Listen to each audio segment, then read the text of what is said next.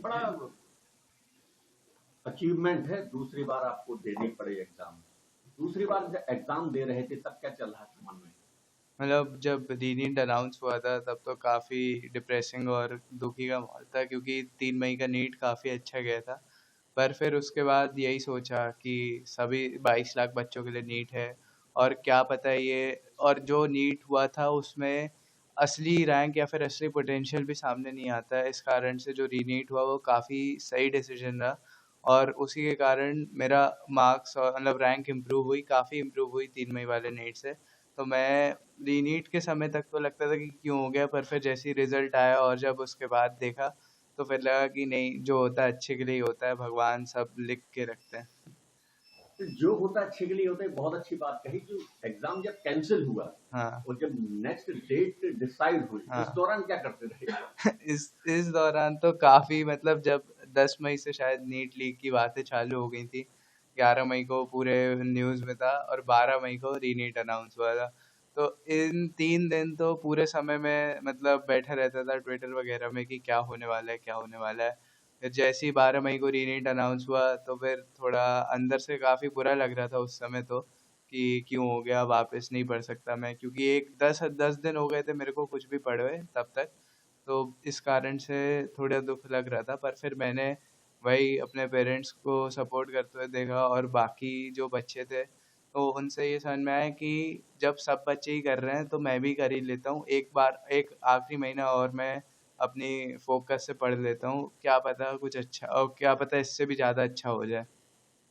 तो जब पहला एग्जाम दिया था तब उम्मीद थी? पहले एग्ज़ाम जब दिया था तब एग्ज़ाम से निकलने के बाद तो काफ़ी अच्छे मार्क्स आए थे, पर जैसे-जैसे बच्चों के मार्क्स आ रहे थे तो उस हिसाब से रैंक जितनी इस बार आ रखी है उतनी नहीं आती, मतलब थोड़ी ख़राब रैंक ही आती। तो इस कारण से रीनीट काफ़ी फ़ायदेमंद रहा मेरे लिए तो। उस पर्टिकुलर टाइम में कितनी पढ़ाई की और कैसे मैनेज किया, अगर उस कुछ बता पाओ? पर्टिकुलर टाइम में ऐसा मैंने पढ़ाई मतलब कुछ भी मैंने टॉपिक्स पढ़ना चालू नहीं किया था, मैंने बस क्वेश्चंस लगाने चालू किए थे। फिजिक्स केमिस्ट्री में, बायो में मैं बस एनसीईआरटी पढ़ लेता था, और पेपर जो कोचिंग वाले कराते थे उनको मैं डेली देता था, डेली फुल सिलेबस टेस्ट होते थे। तो जितनी 3 मई के पहले तक पढ़ाई की थी उतनी लेवल पे पढ़ाई तो नहीं कर रहा था, पर हाँ एक कंसिस्टेंसी मेंटेन कर रखी थी पूरा एक महीना, तो उस कारण से प्रेशर उतना नहीं था कभी। कंसिस्टेंसी का बहुत महत्व होता है, मेरे को लगता है। जी बिल्कुल। ये शेड्यूलिंग बता पाओगे अपने दिनचर्या जो बोलते हैं पढ़ाई की? शेड्यूलिंग तो ऐसा रहता था कि सुबह में 7 8 7:30 8 बजे के आसपास उठता था, नाश्ता करके मैं 1 2 घंटा पढ़ लेता था। उसके बाद हमारी क्लासेस होती थी, क्लासेस से आके मैं 1 घंटा अपने दोस्तों के साथ कुछ भी स्पोर्ट्स वगैरह जैसे टेबल टेनिस हो गया या फिर क्रिकेट हो गया वैसा खेल लेता था, फिर खाना खाते थे, और फिर उसके बाद हम लोग उसके बाद मैं पढ़ने बैठता था।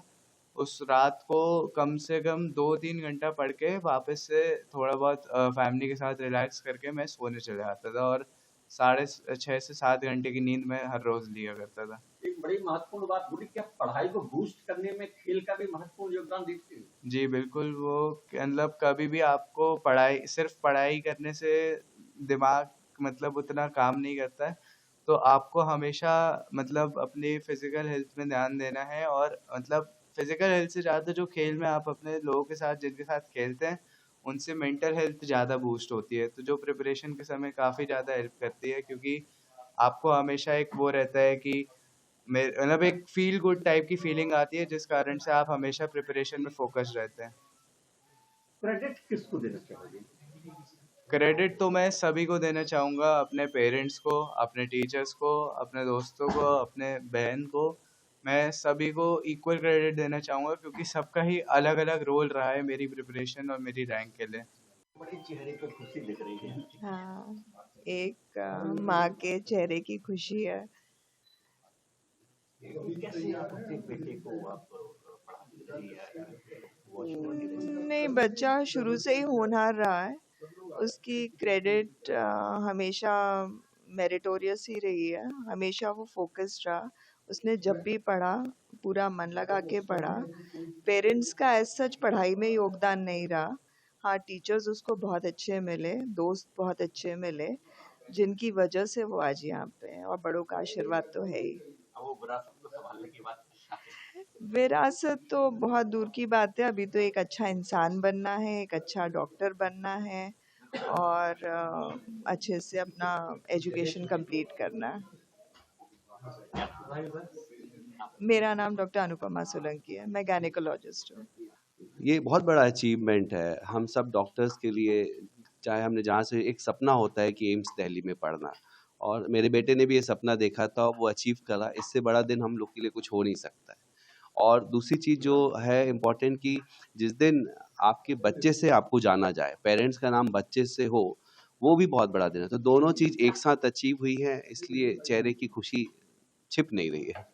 एक आपके बेटे ने एक बहुत अच्छी बात बोली कि जो होता है अच्छे के लिए होता है। तो नेट यूजी का जो री एग्जाम हुआ, ये बड़े पॉजिटिव रहा बेटे के लिए। ये हम लोग पूरे समय रोज ही बात करते थे कि जो होता है वो अच्छे के लिए होता है, और हम लोग का हमेशा का मानना है कि आपका बेटर, उसको पेपर कठिन आने से ज़्यादा फायदा मिलने वाला था, क्योंकि उसकी मेहनत बिल्कुल अलग लेवल की थी। तो पहला पेपर थोड़ा सरल भी आया था, तो हम लोग उसको यही समझाते थे कि बेटा जो हो रहा है वो अच्छा होगा, भगवान के अलग प्लान होते हैं, हम जो सोचते हैं उससे कहीं ज़्यादा अच्छे प्लान भगवान आपके लिए बना के रखता है।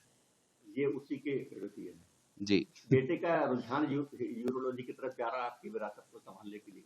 ऐसा कभी मैंने नहीं बोला है कि ऐसा तुम्हें करना है, उसको अभी थोड़ा दिमाग में है, और अभी भी नहीं बोलता हूँ मैं। तो ये भी नहीं बोलता हूँ कि भैया तुम आ जाओ, वापस आ जाओ, यूरोलॉजी करो। तुम्हें जहाँ खुश रहो वहाँ खुश रहो, जो ब्रांच करना है करो।